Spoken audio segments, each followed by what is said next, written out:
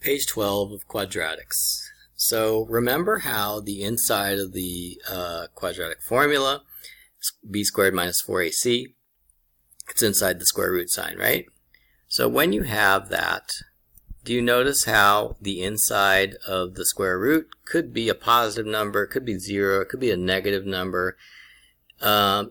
If it's a negative number, basically this whole thing becomes an imaginary number and the solution is not real anymore, which means that there are no numbers which make the expression a real number. So that means there are no x-intercepts because the y value of the quadratic function never becomes 0.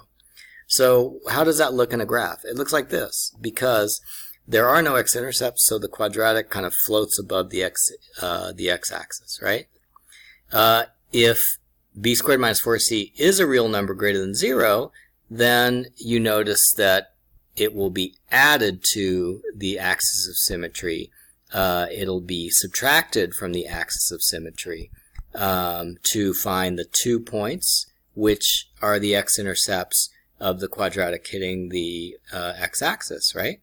So in that case, there are 2 solutions, and it crosses twice. And what if the expression inside the square root is exactly 0? Then when you add and subtract the discriminant square root over 2a to the axis of symmetry, you're just going to get the same number twice, which is what happens here when the quadratic exactly touches the x-axis. Okay? So in this particular case, the discriminant has a negative value. So when you take the square root of it, you get imaginary solutions. In this particular case, the discriminant is exactly 0. So you get just one solution, and here the discriminant is greater than 0, so you get 2 different solutions. Okay. Positive definite and negative definite quadratics. So let's look at this solution, or let's look at this situation where you have the quadratic floating above the x-axis. You could also have a situation where the quadratic is floating below the x-axis, right? And in both cases, the discriminant is less than 0 because there are no x-intercepts, right? But in the yellow case, you know that the a value is greater than 0 because the parabola opens up. And in the bottom case, the a value is negative because the parabola opens down. Okay? So just looking at b squared minus 4ac and the a value might tell you already that the quadratic is floating above the x-axis, which means a positive definite quadratic. Or the quadratic is floating below the x-axis, which means it's a negative definite quadratic. Okay? So first of all, the discriminant has to be less than 0 for a parabola to be positive definite or negative definite. But the a value being positive or negative is going to determine whether it's a positive definite or a negative definite quadratic. Does that make sense? Okay. So like for example this one here, this one is positive definite because the a value is greater than 0. And this one is negative definite because the a value is less than 0. All right, let's do some problems.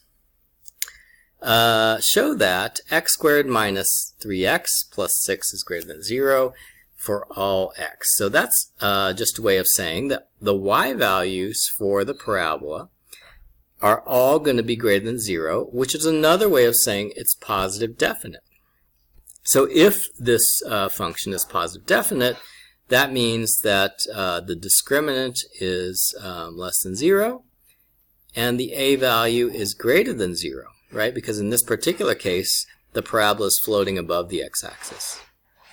So let's do our test. So we know that b is negative 3, and we know that c is 6, and we know a is 1. So let's see. A is 1. And that is greater than 0, so that might be positive definite. Now the only thing is we need to check to make sure that the discriminant is less than 0. So we're going to calculate b squared minus 4ac, so it would be b squared minus 4 times a times c. So we got 9 minus 24, which is equal to negative 15, so which is less than 0. So the discriminant is less than 0. And so if the discriminant is less than 0 and a is greater than 0, that means that this parabola is positive definite, which is what we were trying to prove. Okay? That was A. Let's do B. So B, we got 4x minus x squared minus 6 is less than 0 for all x. This is another way of saying this quadratic is negative definite, which means that the a value is less than 0 and the discriminant is less than 0. Just whenever you get confused, go back and look at this explanation up here. So I'm just going to reorder it so that it's in the order we normally see it. Negative x squared plus 4x minus 6, right? So in this case, a is negative 1, which is less than 0, which means it could be positive or negative definite, right? And then I'm going to calculate what the discriminant is. It's going to be 4 squared, which is 16, minus 4 times a is negative 1, and c is negative 6. So that's equal to 16 minus 24, which is equal to negative 8, which is less than 0. So, and I've shown that a is negative, and the discriminant is also negative, which means it's negative definite, right? Which is what I was trying to show. What about C? C is 2x squared minus 4x plus 7 is positive definite. So what we're trying to show is that a is greater than 0 and the discriminant is less than 0. So first, well, let's take a look at a. A is 2. So a is 2, and that's greater than 0, so we've already shown that. Let's look at the discriminant. The discriminant is equal to negative 4 squared minus 4 times a times c. That's equal to 16 minus 8 times 7, which is 56, which is equal to negative 40, which is less than 0.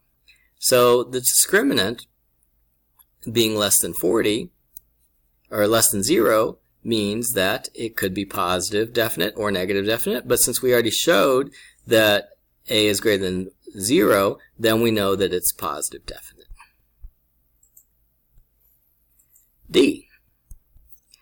Negative 2x squared plus 3x minus 4. So a is equal to negative 2. Oh, by the way, we're showing it's negative definite, which means we want to show that a is negative and the discriminant is negative.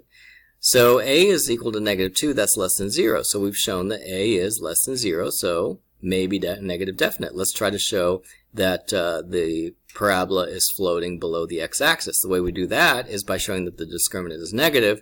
The discriminant is equal to 3 squared minus 4 times negative 2 times negative 4.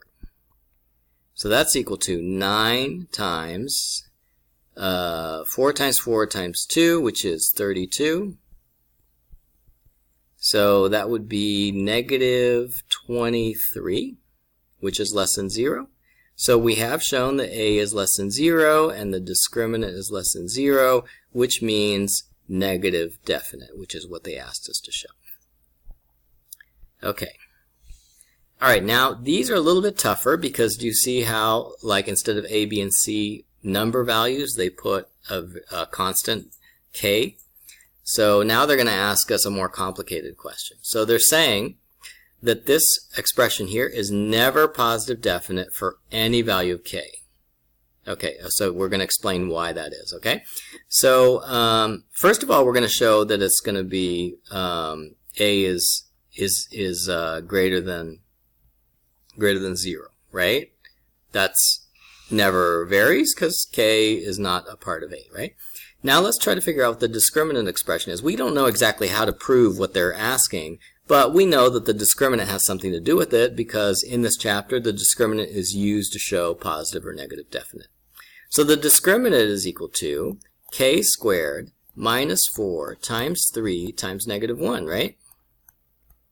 So that's equal to k squared plus 12. Okay. Now if you look at this expression k squared plus 12, do you see how no matter what value you put in for k, positive, negative, or 0, k squared is always going to be 0 or larger, right? Even if k is negative, k squared is going to be greater than or equal to 0, right? So that means that the discriminant is actually always going to be greater than or equal to 12 because 0 plus 12 is 12, and that's the minimum value here. So if the discriminant is always positive, then we know that it can't be positive or negative definite, right? Because if the discriminant is positive, remember that that means that either it crosses the x-axis twice in this direction, or it crosses the x-axis twice in this direction, and in this particular case, a is positive, so that means it's always opened up, but it's always crossing the x-axis in two places. Okay, so that's basically why, because it always crosses the x-axis in two places, because the discriminant is always greater than or equal to 12. It's always positive. Under what conditions is 2x squared plus kx plus 2 positive definite? Okay, so let's see. Let's check the a value first. The a value is 2, which is greater than 0. That looks like it's good for being positive definite all the time, right? What about the discriminant? We need to find out what the discriminant is negative. So the discriminant is equal to k squared minus 4 times 2 times 2, which is equal to k squared minus 16. And so when is k squared minus 16? Less than 0. So let's solve that inequality, and then we can figure out the possible values of k that make the discriminant negative. Okay, so the next thing we're going to do is, do you see how the left side is a, I'm sorry, oops. Do you see how the left side is factorable? So remember, if you have, this is good for SAT too, if you have a squared minus b squared, this can be factored into a plus b times a minus b. So in this particular case, we can factor this into k plus 4, and k minus 4 is less than 0. So at what time does the left expression actually become 0? Well, that happens when k is negative 4 or when k is 4. In those two possible cases, the expression becomes 0. So we know that those are the points that are where the solutions start and end. Okay? And when negative 4 and 4 are plugged into the left side and it is 0, does that satisfy the statement? No, it doesn't, because 0 is not less than 0. So these two particular cases, they don't solve the equation. They're just the edges of the solution. Okay? So what we're expecting to see is, like, we're expecting this to be the solution, or we're expecting the outsides to be the solution. And the way we're going to figure that out is we're going to test individual points along the number line. So let's check some really easy points to check, like 0 or 100 or negative 100. We'll check these 3 points, and we'll see if they're positive or negative, and that will tell us whether it satisfies this equation.